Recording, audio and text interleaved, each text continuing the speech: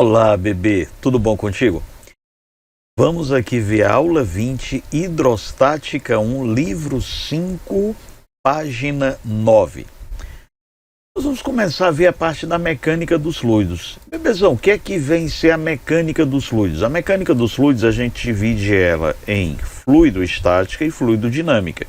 Nós vamos começar com a fluido-estática, nós vamos começar a estudar a estática dos fluidos. Professor, na hora que eu estou estudando essa estática dos fluidos, o que é que eu estou estudando? Estudando os fluidos em equilíbrio. E o que é que são fluidos? São todos aqueles materiais que podem excluir ou fluir com facilidade. Ou seja, nós vamos estudar os líquidos e os gases. Em particular, nós vamos estudar o líquido água, daí o termo hidrostática. Então, por que a gente vai usar o termo hidrostática? Porque o nosso principal líquido de estudo vai ser a água. E a hidrostática ela é baseada em 3 teoremas. O teorema de Stevin, o teorema de Pascal e o teorema de Arquimedes, que estudaremos a seguir. Vamos começar com um conceito simples, conceito de densidade absoluta e de massa específica. Imagina que nós tenhamos aqui esse barquinho de papel. Estou representando a imagem desse barquinho de papel aqui. Esse barquinho de papel ele está ocupando um determinado volume. Então, a massa da folha de papel dividido pelo volume total que ele está ocupando, isso aqui vai me fornecer a minha densidade. Porém, se eu pego esse barquinho e amasso,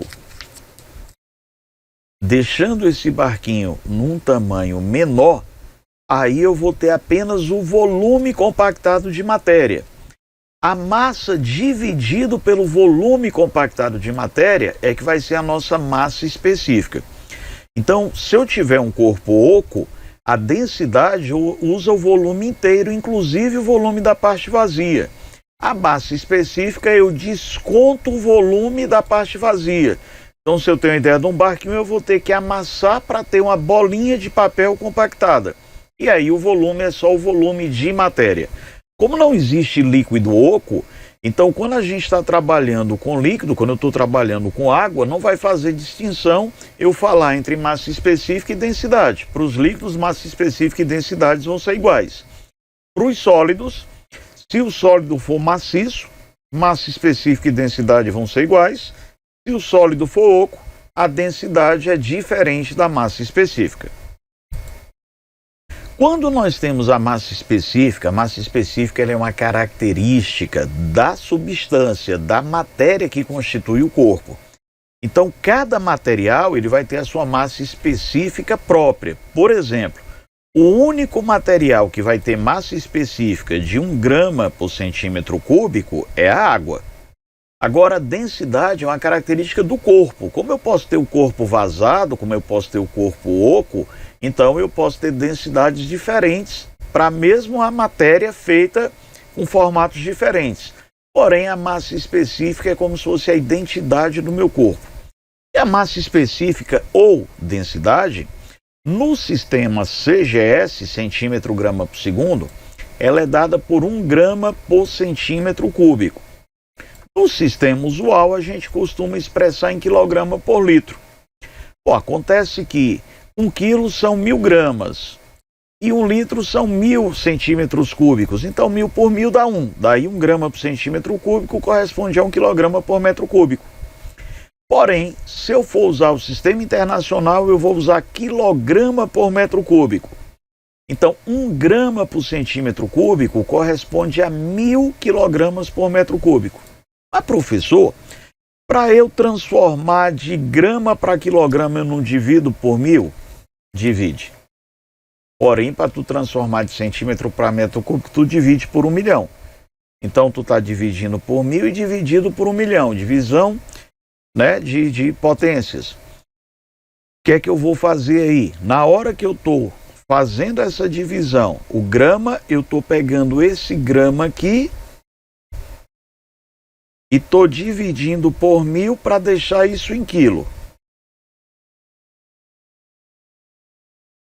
E eu estou pegando o nosso centímetro cúbico e estou dividindo esse centímetro cúbico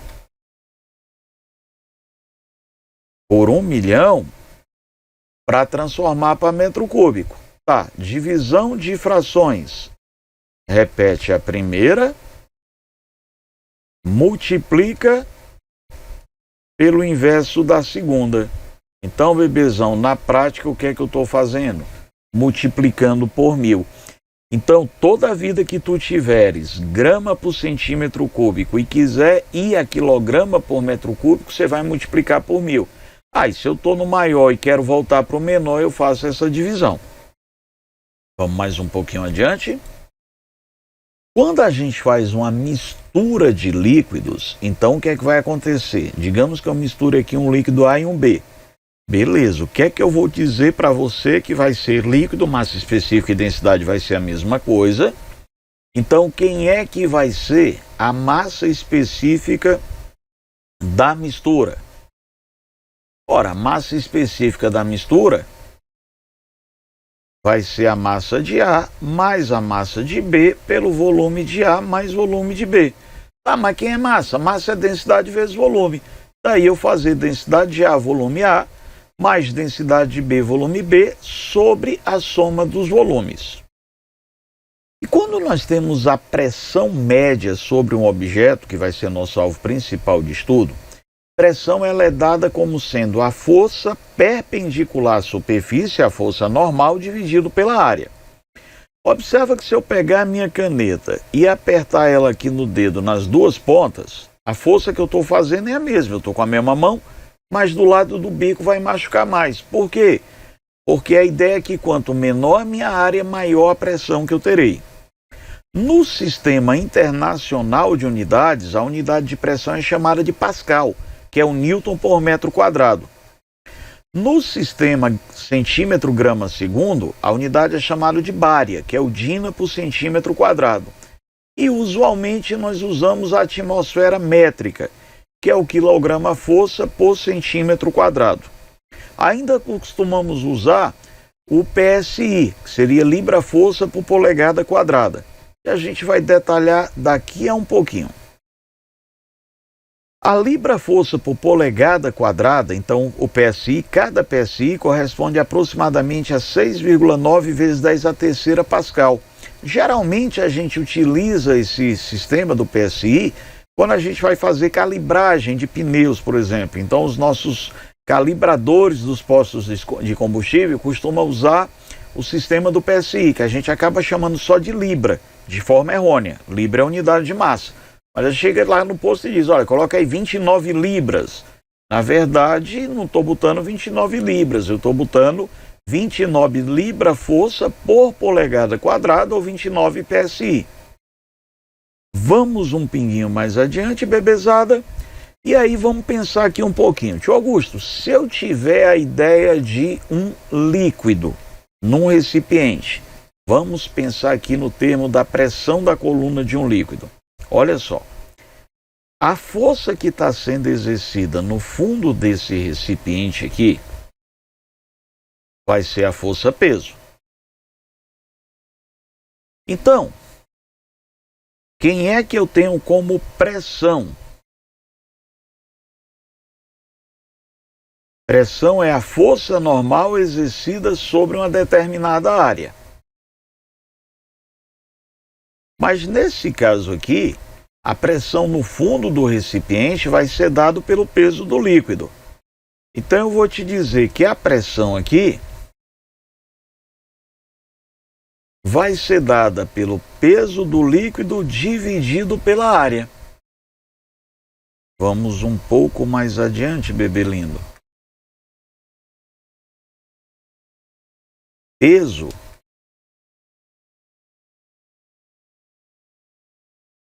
é massa vezes gravidade sobre a área.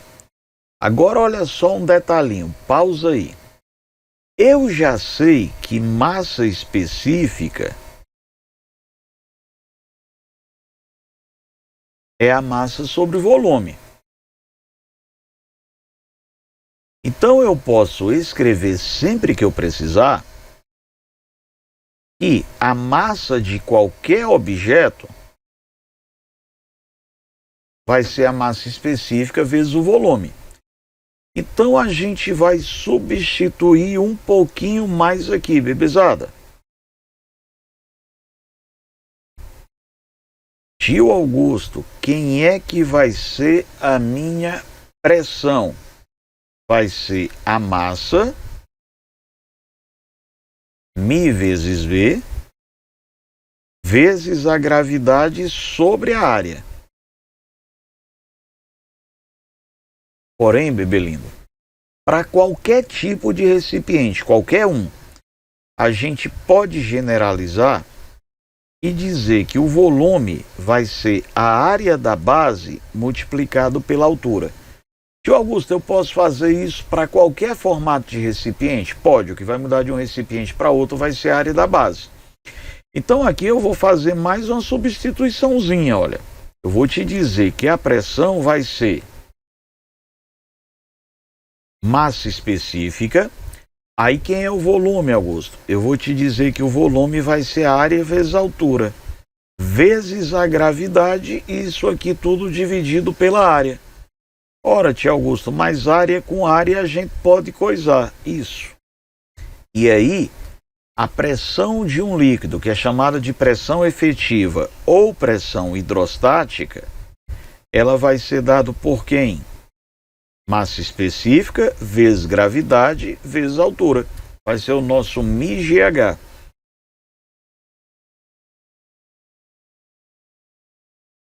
Então, Belindo, já se liga aqui. Na hora que tu estiver resolvendo uma questão,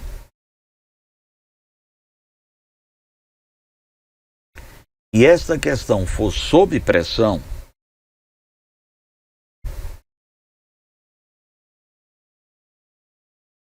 se a pressão que você estiver usando, estudando, for a pressão sobre um sólido, aí você vai usar a relação clássica de pressão, que pressão vai ser a força normal sobre a área. Caso a gente esteja estudando um líquido, aí eu vou usar a pressão efetiva, beleza? Caso eu esteja utilizando um líquido, eu vou dizer que a pressão vai ser o μgh. Vamos um pouquinho mais adiante. O teorema de Stevin, ele fala para mim exatamente a respeito de o conceito da pressão efetiva entre dois pontos, ou seja, da ideia da diferença de pressão. Então, o que é que esse conceito fala aqui para a gente? Olha, se eu tiver um determinado ponto A e esse ponto A esteja numa profundidade qualquer, entre a superfície e o ponto A, eu vou te falar que eu vou ter a profundidade de A. Beleza, Augusto? Mas aí, olha só, eu vou ter o ponto B e eu vou ter a superfície. Aí eu vou falar para você aqui que nesse caso eu terei a altura de B. Aí o que é que ele fala para a gente? Olha só, Augusto. Pressão de B menos pressão de A vai ser μg HB menos μg HA. Tá, então a diferença de pressão vai ser μg HB menos HA. Augusto, então a diferença de pressão vai ser μg ΔH. Tá, mas aí eu vou te chamar esse ΔH de H. E a diferença de pressão entre os dois pontos? μgH. Daí eu posso te dizer que a pressão de B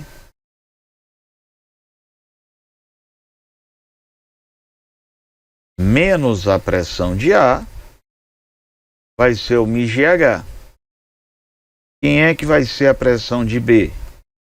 Vai ser a pressão que eu já tenho naquele ponto, mais a diferença de pressão causada pela profundidade. Então, a pressão total sobre um determinado ponto é a ideia da minha pressão inicial, que eu já tenho ali, mais a pressão hidrostática causada pela diferença de profundidades. E aí entra agora o conceito quando a gente tem a pressão atmosférica. Na superfície de um líquido que esteja num ponto aberto,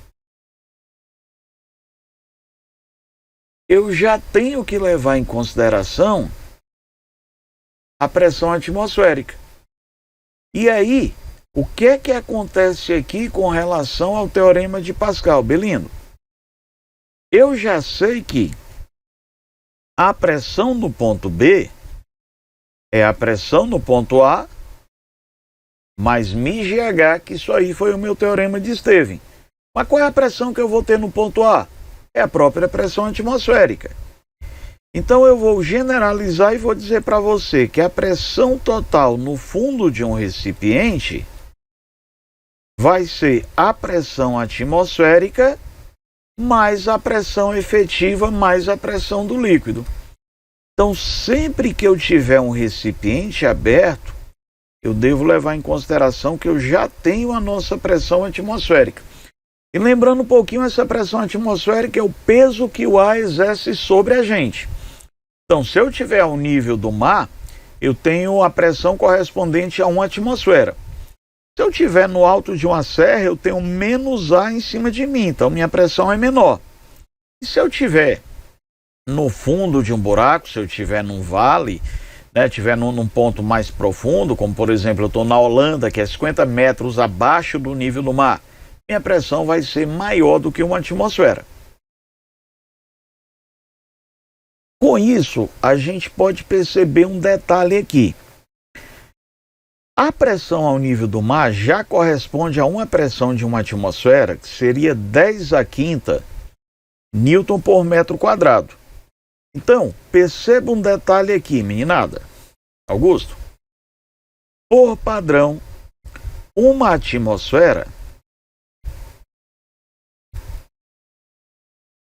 ela corresponde a 1 vezes 10 a quinta Pascal, que é o Newton por metro quadrado. Então vamos pensar o seguinte, Belindo. Eu quero pensar aqui na pressão da água. Aí eu vou dizer que como a água é um líquido, eu vou ter o μgH. A densidade da água é 10 a terceira. A gravidade é 10. 10 a terceira vezes 10 dá 10 a quarta. Bebê, saca aqui. Se eu colocar 10 metros de profundidade,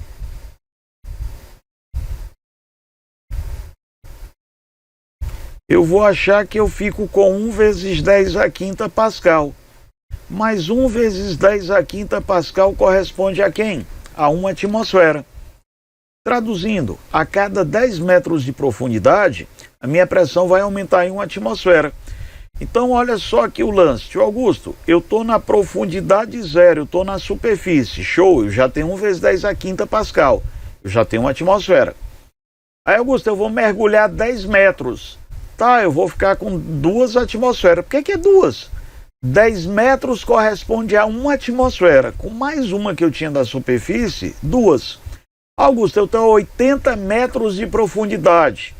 Eu vou ter 8 mais 1, 9 atmosferas. 80 metros dá 9, 80 por 10 dá 8. Então, 8 atmosferas da água. Mais uma da superfície, 9. E assim sucessivamente. Então, a cada 10 metros de altura, a cada 10 metros de profundidade na água, a gente vai acrescentar uma atmosfera. Augusto, e com relação ao ar?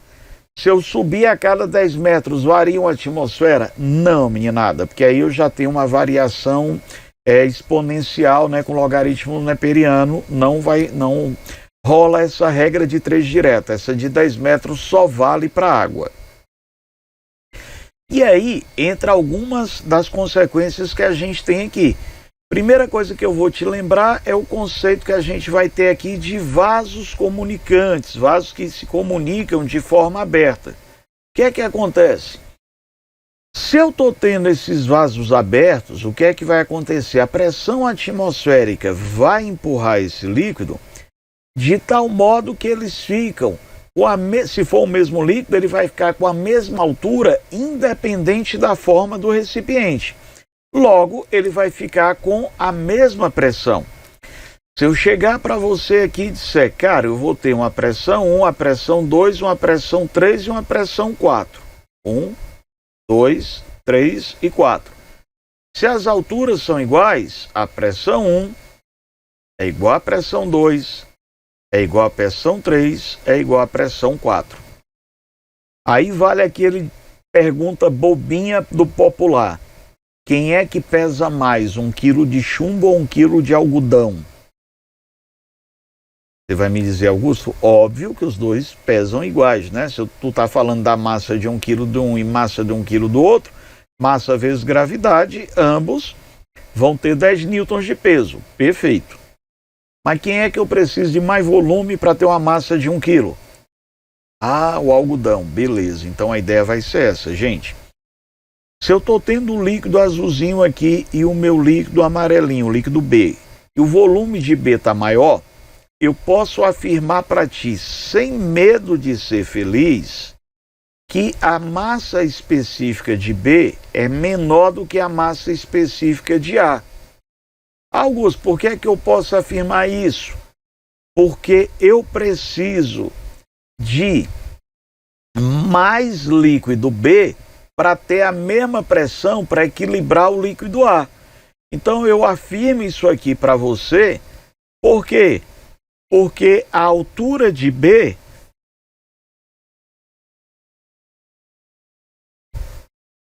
vai ser maior do que a altura de A. Então quem tiver a maior altura vai ter a menor massa específica. Agora saca aqui, a pressão no ponto 1 tem que ser igual à pressão no ponto 2,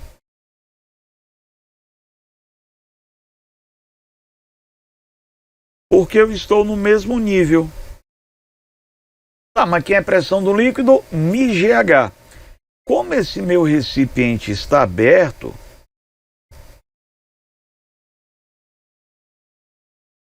eu tenho pressão atmosférica deste lado, eu tenho pressão atmosférica desse. E aí eu vou te dizer que a pressão atmosférica mais densidade de ar, G, altura de ar, vai ser igual a pressão atmosférica mais densidade de B, G, altura de B. Augusto, como a pressão atmosférica está dos dois lados, eu vou fazer pressão atmosférica menos pressão atmosférica zero. Isso. Então tu pode simplificar perfeitamente aí. Aí você vai ter que densidade de A, G, altura de A, vai ser densidade de B, G, altura de B. Bebezão. Simplifica o G. Simplesmente você vai dizer que a massa específica de A vezes a altura de A vai ser a massa específica de B vezes a altura de B, e você vai fazer isso toda a vida que você tiver vasos comunicantes abertos nas duas extremidades. Se um lado estiver fechado e o outro aberto, aí a pressão atmosférica não vai ser simplificada. Tá? Eu só simplifiquei aí, só fiz uma menos a outra dando zero, porque está aparecendo dos dois lados. E essa pressão, eu repito, ela só vai depender da altura, do nível que eu tiver o líquido. Essa pressão ela não vai depender da forma do nosso líquido. Entra mais um detalhe aqui, meninada. Caso nós tenhamos a ideia de uma prensa hidráulica, cara, eu vou pegar dois pontos aqui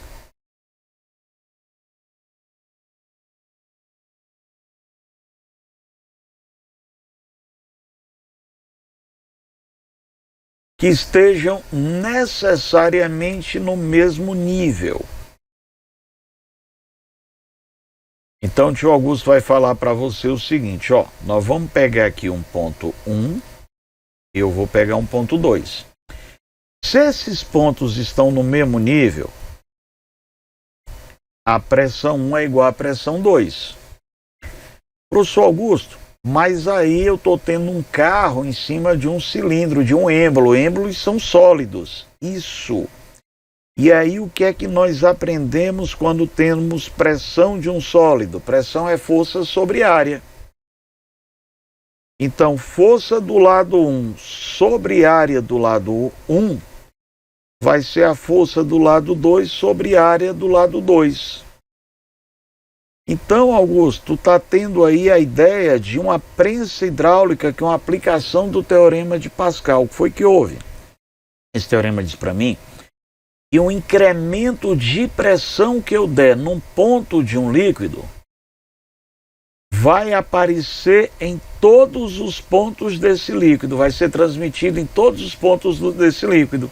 Então, bebezada, se eu der um incremento de pressão aqui, esse incremento de pressão também vai aparecer do outro lado, porém multiplicado pela diferença das áreas. Aí eu vou ter o que eu vou te chamar de vantagem mecânica. A vantagem mecânica é quantas vezes a minha força foi multiplicada. Então eu vou te dizer que a minha vantagem mecânica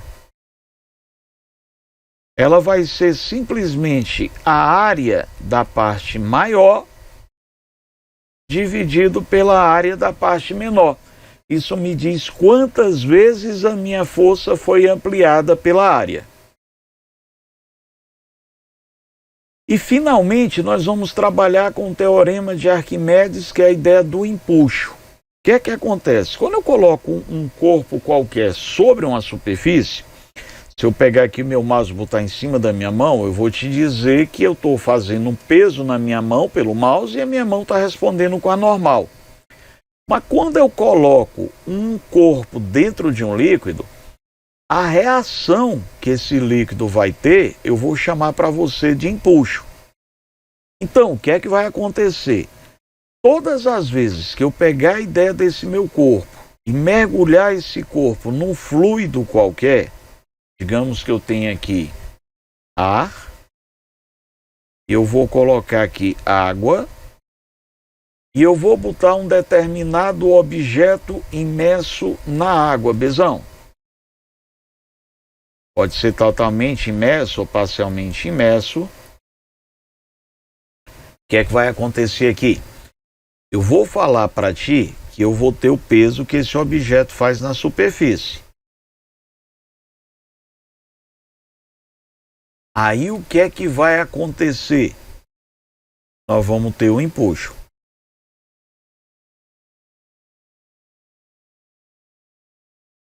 Moçada, vamos aqui, primeira coisa. Tio Augusto, caso o empuxo seja superior ao peso, pode acontecer? Pode. Se isso acontecer, o corpo sobe acelerado. Augusto, se o empuxo for igual ao peso,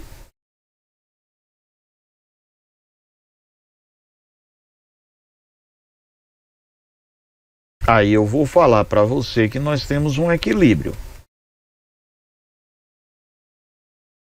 Pode acontecer do empuxo ser menor do que o peso? Pode.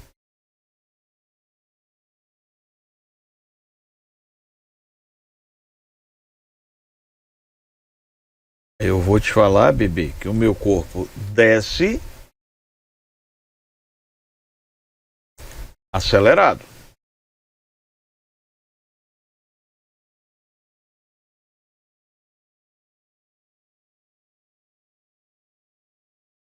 Força resultante igual a MA.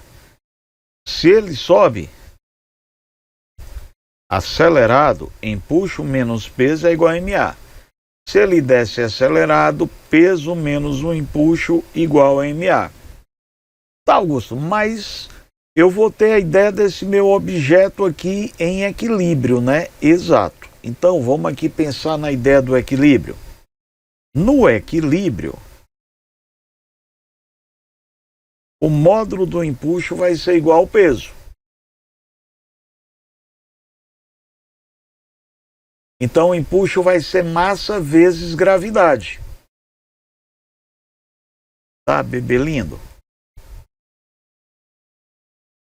Mas a gente já te falou que massa pode ser dado por quem? Mi vezes o volume. Né? Massa específica, né? Massa sobre volume. Tá, Augusto. E aí eu posso te dizer que o meu empuxo vai ser igual a quem? Mi VG. O empuxo é devagar.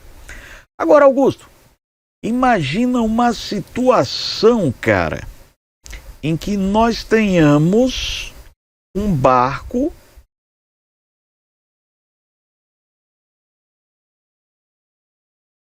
e eu quero esse barco primeiro na água, depois eu quero esse barco, eu acho que eu não vou achar essa imagem aqui, bebezão, vou ficar devendo para ti. Não vou conseguir achar aqui não. Eu vou ficar te devendo essa imagem aqui. Mas imagina o seguinte, eu estou tendo a ideia de um barco e eu quero que você pense o seguinte, Augusto. O meu barco, ele vai estar primeiramente andando na água salgada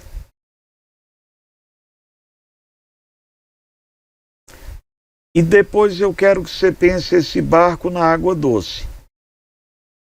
Eu vou fazer aqui como se fosse de lado a ideia de um barco.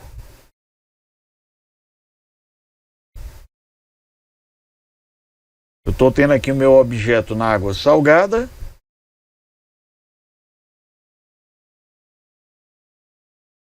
E eu estou tendo meu objeto na água doce.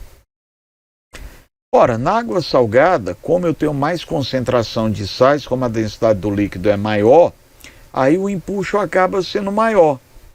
Já na água doce, esse empuxo, eu vou ter uma densidade da água doce menor.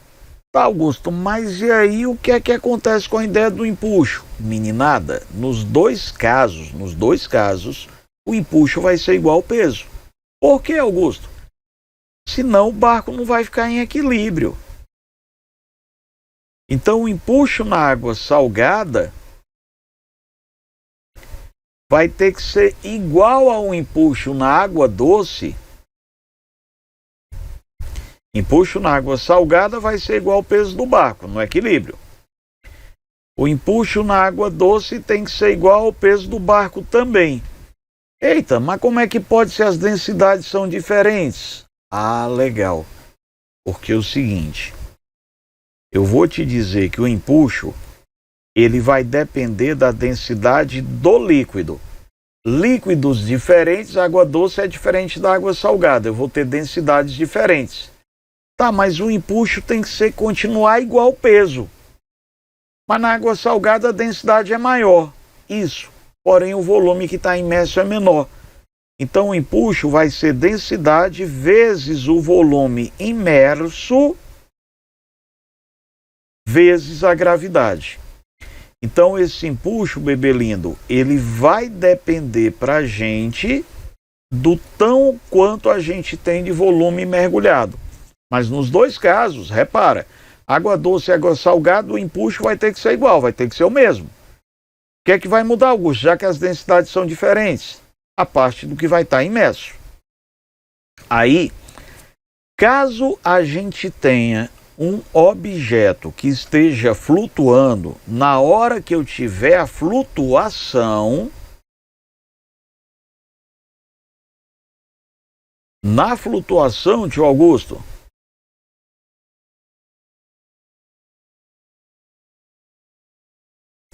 eu tenho equilíbrio. Se eu tenho equilíbrio,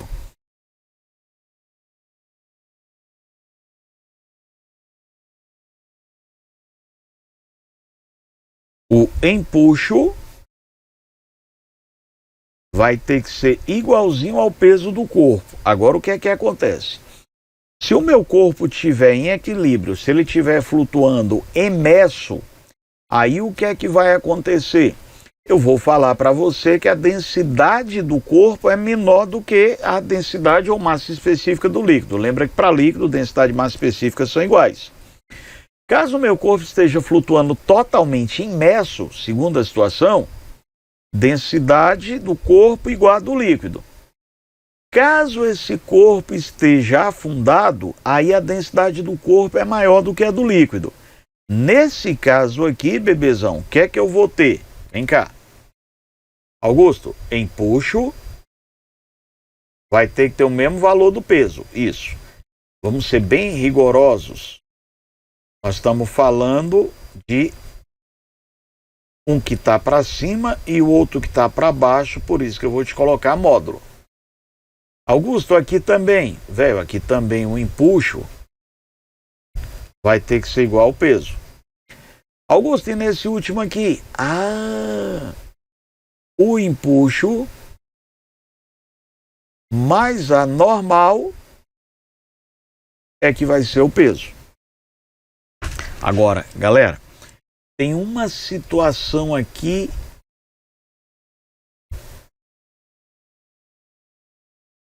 foge um pouquinho da regra.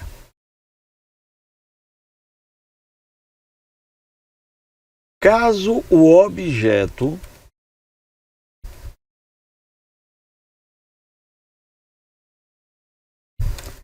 esteja em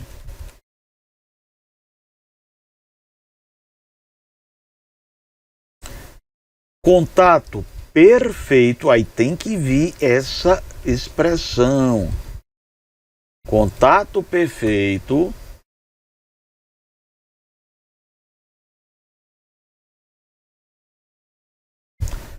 com o fundo do recipiente,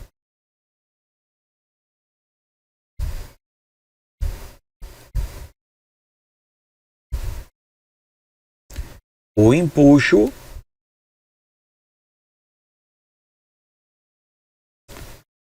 será o empuxo resultante, né? Vamos deixar aqui bem claro, o empuxo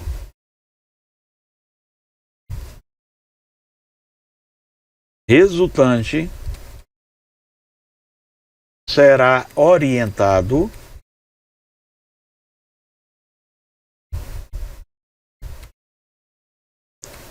para baixo. Augusto, como é que rola a história? Ele vai me dar a ideia de um exercício qualquer, ele vai me dar um líquido,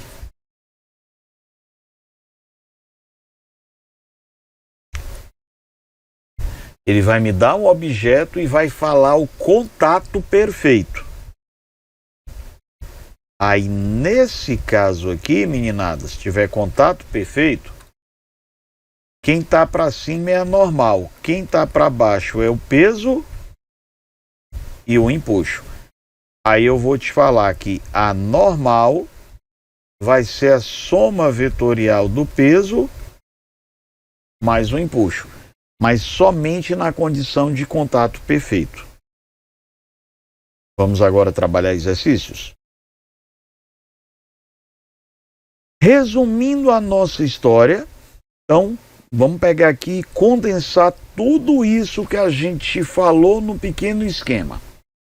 Quando eu tiver densidade, densidade é massa sobre volume, onde a minha massa é densidade vezes volume, o meu volume é densidade sobre a massa. Pressão nos sólidos, força sobre a área, pressão no líquido, dGH.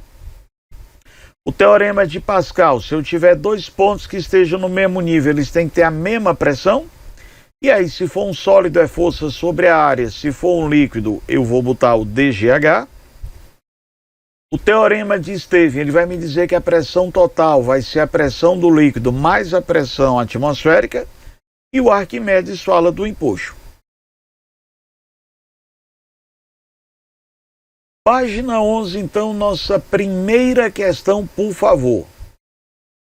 Uma amostra sólida, sem cavidade ou poros, poderia ser constituída por um dos seguintes materiais metálicos: alumínio, bronze, chumbo, ferro ou titânio. Para identificá-la, utilizou-se uma balança, um recipiente de volume constante e água, efetuando as seguintes operações. Primeira coisa que a gente fez foi pesou a amostra. Depois que a gente pesou a amostra, a gente pesou o recipiente completamente cheio de água. A amostra, a gente achou 44 gramas, recipiente só com água 350 gramas. Quando colocamos a amostra dentro da água, nós encontramos 389 gramas. Então, colocamos o recipiente vazio, completando seu volume com água, e determinou-se a massa desse conjunto. Os resultados obtidos foram os seguintes. Aí, de antemão, percebe o seguinte: na última situação, eu peguei o recipiente vazio, coloquei a amostra dentro e depois coloquei com água. Nota que eu não posso ter dois corpos ocupando o mesmo espaço. Então, na hora que nós introduzimos o nosso objeto aqui, parte dessa água teve que sair. Muito bem, aí ele fala para mim: dadas as densidades da água e dos metais, pode-se dizer que a amostra desconhecida é constituída de alumínio, bronze, chumbo, ferro ou titânio, e aqui ele está me dando a ideia das nossas densidades. Muito bem, meninada, a primeira coisa que eu vou perceber é o seguinte: qual vai ser a massa de água que eu vou ter aqui, né, na hora que eu colocar o nosso metal aqui dentro?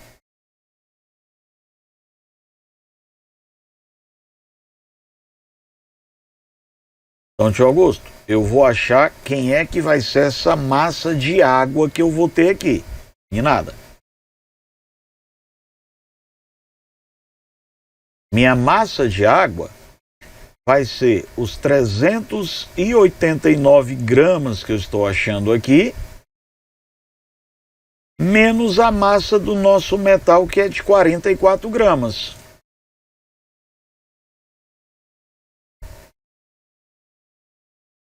Quando fizemos isso, determinamos que a massa de água que nós temos agora será de 345 gramas. Perfeito até aí? Agora, vamos lá. O que é que vai acontecer aqui? Eu agora quero descobrir qual foi o volume ocupado por esse objeto, mas eu vou pensar isso em termos de água. Como a densidade da água é 1, então o volume de água vai ser a própria densidade do objeto. Então, Augusto, qual foi o lance que a gente vai fazer aqui agora? Olha só. Eu vou dizer para você que a variação da minha massa de água foi o que eu tinha antes. Eu tinha 350 gramas de água e eu passei a ter 345 gramas de água.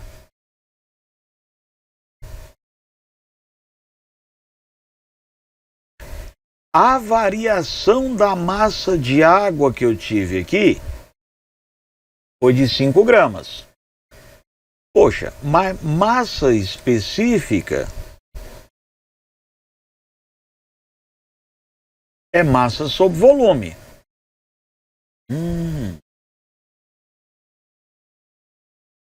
Bebê lindo. A massa específica da água é de 1 grama por centímetro cúbico.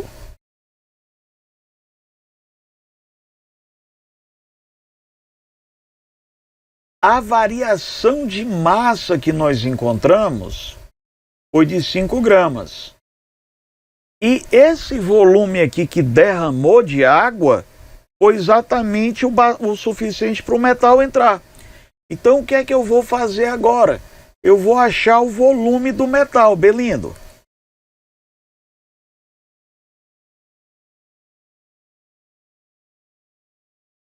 Então eu vou falar para ti que o nosso metal ele está ocupando um volume de 5 centímetros cúbicos.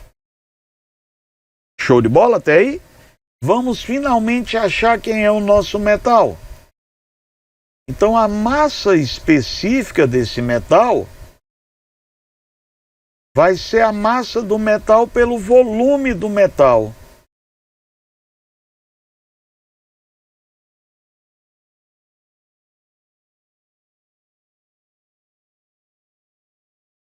Nós temos que o metal tem uma massa de 44 gramas. E o volume que nós achamos foi de 5 centímetros cúbicos.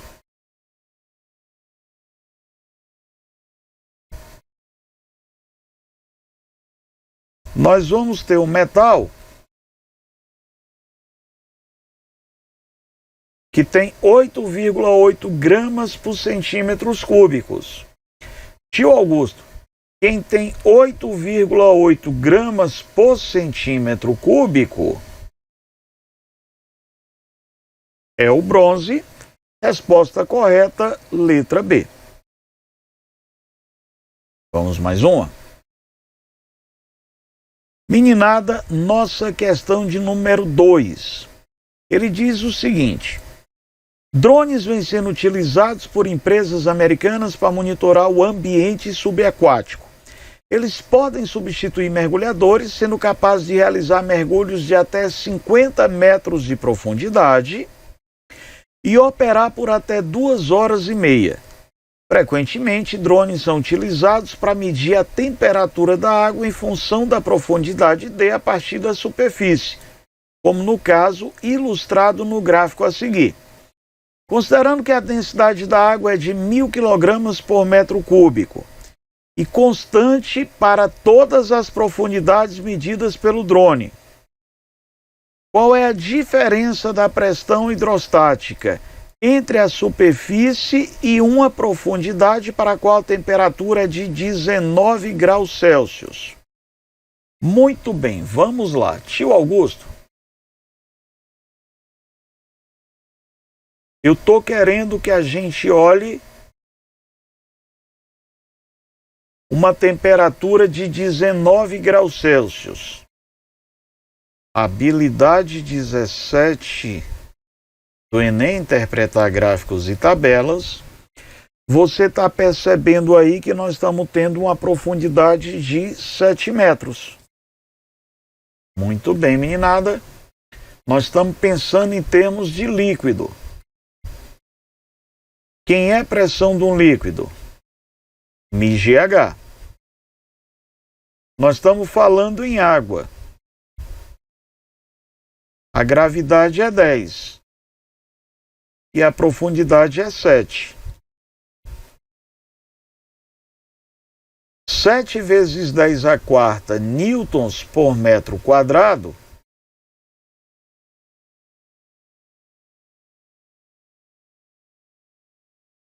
que nós chamamos de Pascal. Tio, cadê isso aqui? Letra D, meninada. Vamos lá, mais uma. Questão de número 3, meu bebê lindo. Um tubo em U, composto de 2 grandes tubo A, com seção reta de 5 centímetros quadrados. Deixa eu ir colocando aqui para facilitar minha observação. E um tubo B, com 2,5 centímetros quadrados, ligados por um pequeno tubo horizontal, contém uma certa quantidade de água. Coloca-se então no tubo 25 centímetros cúbicos de óleo.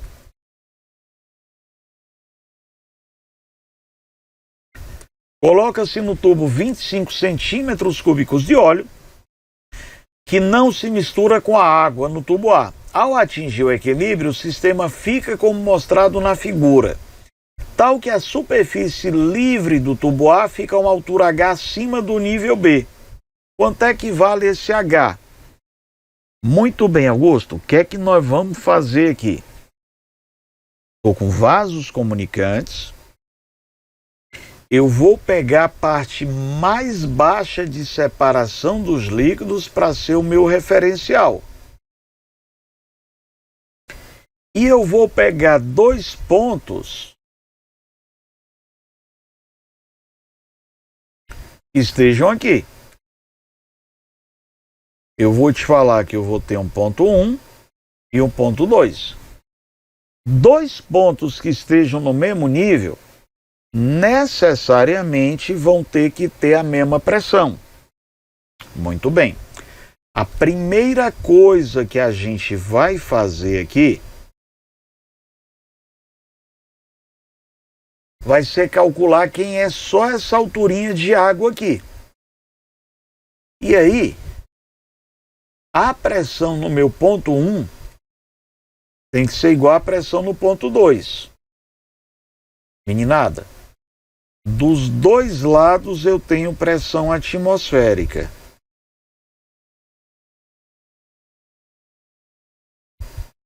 Então a pressão atmosférica aqui vai equilibrar a pressão atmosférica do outro lado. Então eu vou trabalhar só com líquido, só com fluido, show?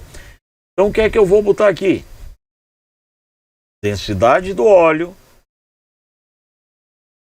né? μGH. Então densidade do óleo, G, altura do óleo,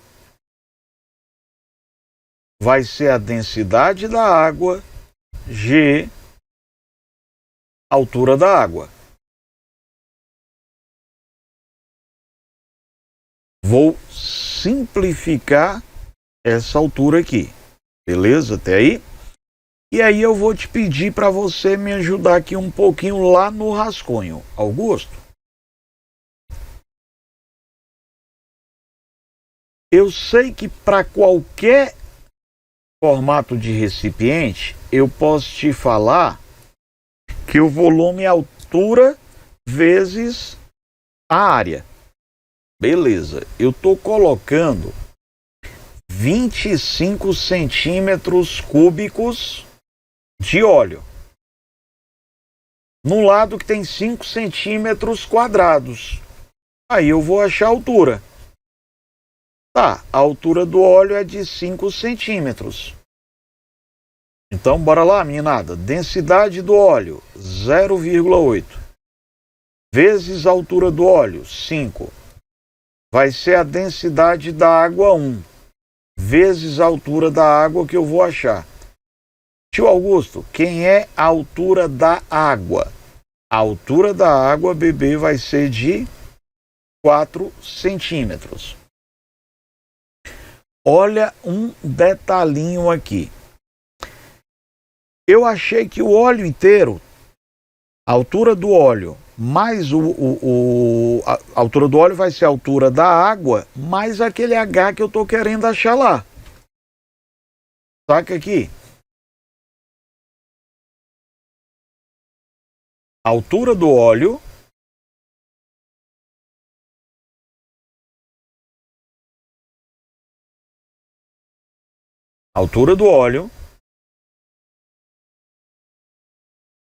vai ter que ser a altura da água mais esse H que eu estou querendo saber aqui, bebê lindo.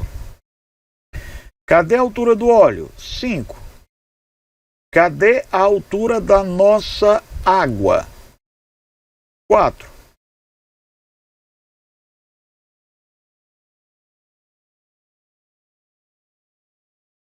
Qual é o desnível que eu estou querendo achar? 1 centímetro, bebê lindo. 1 centímetro, letra B. Vamos à última.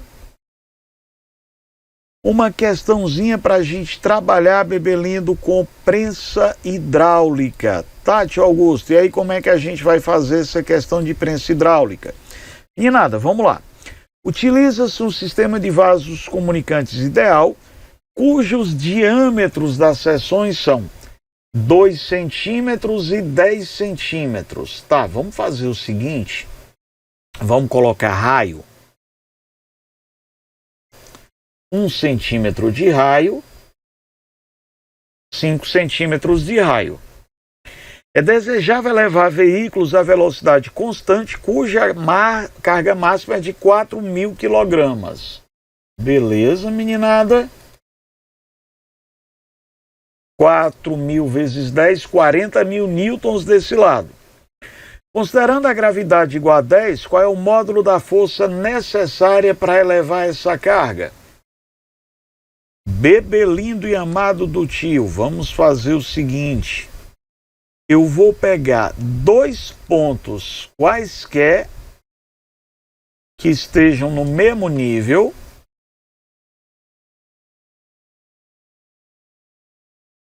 E aí o lance é, se eles estão no mesmo nível, essa galera tem que ter a mesma pressão. Tio Augusto, mas nós estamos trabalhando com sólidos, um carro é sólido, né? Então pressão é força sobre área. Força 1 sobre área 1. Tá, Augusto, mas se eu estou trabalhando com a ideia de um cilindro, a área é πr ao quadrado. Bebezão, então vem cá.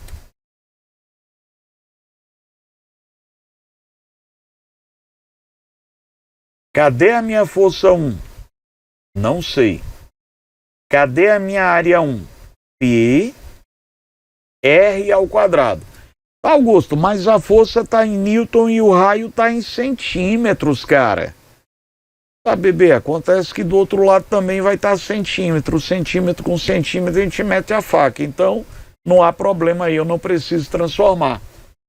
Aí desse lado, gente, eu vou ter uma força de 40.000 sobre π vezes 5 ao quadrado. E com π a gente pode simplificar, meninada.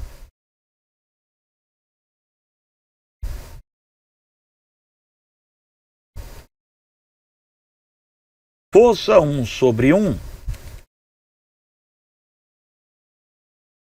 é 40.000 sobre 25.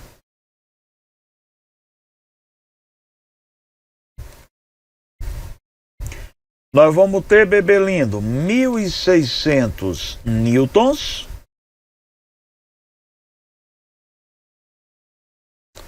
O que nos remete à alternativa D. Um abraço, bons estudos e até uma próxima aula.